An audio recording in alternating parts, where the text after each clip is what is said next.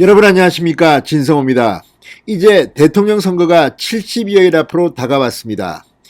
지금 이재명 후보는 윤석열 후보가 잠시 정체된 틈을 타서 조금씩 올라오고 있습니다. 자, 이런 가운데 송영길 민주당 대표, 원래 비주류입니다.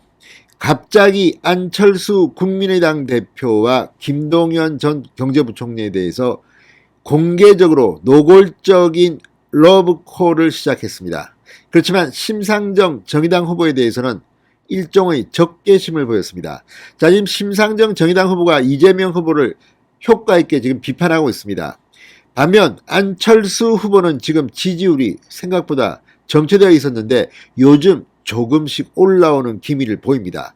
이러다 보니까 송영길 대표, 이재명 후보는 안철수만 우리 편으로 끌어들이면 될지도 모르겠다, 이렇게 생각하는지도 모르겠습니다. 그러면서 지금 안철수 국무총리 장관설도 나옵니다. 자, 그러면서 송영길 대표는 문재인 대통령에 대해서는 차별화 전략에 나섰습니다. 이재명 후보도 문재인 검찰의 수사를 받았다, 피해자처럼 이야기합니다. 자, 이런 그들의 전략이 성공할 수 있을까요? 만에 하나 안철수 후보가 이재명 후보와 결합한다면 어떤 일이 벌어질까요? 윤석열 후보로서는 어쩌면 정말 손 안 대고 코 푸는 것일지도 모릅니다. 안철수 후보가 드랍한다면 그 지지자들이 어디로 가겠습니까? 이재명 찍겠습니까? 자, 아무튼 송영길 대표, 그동안 쌓였던 이 문재인 정권에 대한 본인의 섭섭함도 배어나오는 것 같습니다. 충격적인 발언을 했습니다. 진성호의 융단 폭격 시작합니다. 문재인 정권을 융단 폭격합니다. 방송에 앞서 아직 진성호 방송의 구독자가 아니신 분은 붉은색 구독 버튼 눌러주십시오. 더 좋은 방송으로 보답하겠습니다. 지금 나오고 있는 여론조사, 윤석열 후보가 정말 컨벤션 효과 때문에 10%포인트 이상 앞서가다가 지금은 박빙 혹은 윤석열 후보가 조금 지는 조사도 나오고 있습니다.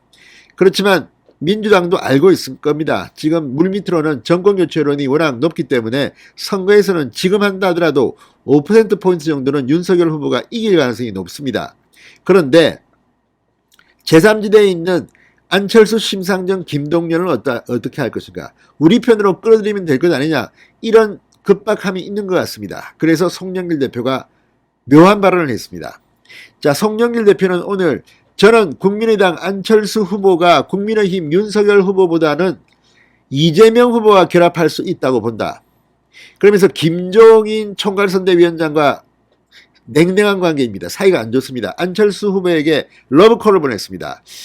자, 오늘 송영길 대표 연합뉴스와의 인터뷰에서 안철수 후보는 백신을 만들고 4차 산업에 대한 고민이 확실한 국가 발전을 위해 꼭 필요한 분이다. 평생 검사만 해서 상상력이 박제된 윤 후보의 사고로는 안 후보의 발랄한 과학기술을 담기 어렵다, 이렇게 주장했습니다. 자, 그런데 만약 안철수 후보가 윤석열의 지지를 선언하면서 합류하면 어떨까요? 그러면 아마 뒤피겠죠. 자, 야권에서 가장 의미 있는 후보는 안철수 후보다. 현재 5% 지지율로 그 정도의 어젠다만 제시하고 사그라들기에는 아까운 분이다. 같이 연합해서 자신이 생각한 아이디어를 키울 수 있다면 의미가 더 있을 것이다. 안 후보는 문재인 대통령 및 친문과 감정의 골이 깊은 것이지 이 후보, 이재명 후보와의 감정의 골이 깊을 이유는 없다. 안 후보가 주장하는 과학기술의 중요성과 세밀에는 이 후보의 디지털 대전환 및 과학기술 공략과 가까우며 상응한다, 이렇게 주장했습니다. 그러니까 문재인 대통령과 안철수는 진짜 원수입니다. 거의 안철수 후보가 정말 큰 피해를 본 적이 있습니다, 지난 대선 때. 그런데 친문가는 그렇지만 이재명 후보와는 원수질 일이 없다는 주장입니다. 자, 그러면서 안철수 후보가 연합시 맡을 수 있는 역할을 묻자 내각제라면 연립정부 구조가 좋지만 우리나라는 대통령제다. 그러면서 국회의원이 총리나 장관을 겸직할 수 있는 헌법상 내각제적 요소를 잘 활용해야 한다. 총리나 장관을 내줄 수 있음을 시사했습니다. 안철수가 장관으로 가기는 그렇고 국무총리 가능성도 없잖아 보입니다. 그렇지만 이렇게 말만 하고 실제 국무총리를 줄까요? 모르겠습니다. 안철수 후보와 물밑 논의가 있냐는 질문에는 말씀을 드릴 수 없다. 향후 흐름이 만들어지고 연합이 불가피할 것이라고 주장했습니다.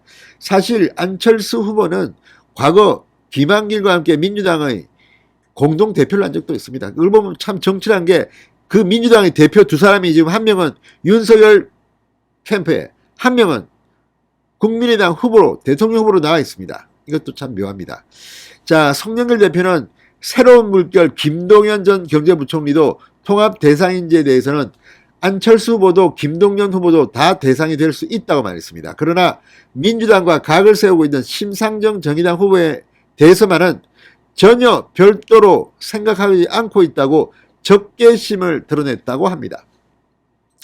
자, 송영길 대표는 이 인터뷰에서 이재명 후보는 문재인 정부에 빚진 게 없다고 이렇게 말하기도 했습니다. 이재명 후보는 문재인 정부에서 장관을 했느냐 무엇을 했느냐, 오히려 문재인 정부에서도 비주류로 고발당하고 수사당했던 사람이다. 이 후보가 대통령이 되는 것이 훨씬 큰 정책 변화라고 주장하기도 했습니다. 자, 이재명 후보 경기도지사 시절 친문으로부터 해경궁 김씨 의혹 등으로 고발당해 강도 높은 수사를 받은 대목을 상기시킨 발언으로 보입니다. 이재명과 마찬가지로 비주류인 송영길이 이재명 심경을 대변하고 나선 모양새입니다. 자, 이처럼 송영길 대표가 떠들면 떠들수록 문재인 대통령은 열받을 가능성이 높습니다. 자, 이재명 후보도 어제 공정성에 대해서는 국민들이 문재인 대통령에게 약간의 의문을 갖고 있다, 몇 개의 사건 때문이라며 문재인 대통령을 비판한 적이 있습니다. 송영길 대표도 이재명 무부채론을 펴고 나서면서 친문과 선긋기를 하는데 이렇게 되면 어떻게 될까요? 아무튼 이들이 뭐 문재인 대통령하고 짜고 치는 고스톱일 가능성도 배제할 수 없지만 점점 더 묘하게 지금 흘러가고 있습니다. 안철수를 국무총리로 모셔와서 연합을 한다? 이 과정 물론 가능하기도 합니다. 그러나 그럴 가능성은 별로 없어 보입니다. 오히려 그렇게 된다면 안철수가 후보에서 사퇴하기 때문에 윤석열로서는 훨씬 더 큰 것을 얻을 수도 있습니다. 자, 송영길 대표가 이렇게 많은 것을 이야기한 이유가 뭘까요? 지금 겉으로 나오는 여론조사들 문제점이 좀 있습니다. 제가 다른 영상에서 한번 말씀드리겠습니다만 지금 형식의 여론조사로는 윤석열에게 좀 불리하게 나옵니다. 자, 어쨌거나 지금 밑바닥 민심 이걸 알고 있기 때문에 송영길 대표가 이렇게 오버하는 것은 아닌지, 문재인 대통령은 이런 송영길의 말을 들으면서 무슨 생각을 할지 정말 궁금합니다. 이런 말들은 어쩌면 윤석열 후보가 지금 사실상 대통령 당선 가능성이 높다는 것을 시사하는 것으로 해석될지도 모르겠습니다. 진성호의 융단 폭격이었습니다. 여러분 감사합니다.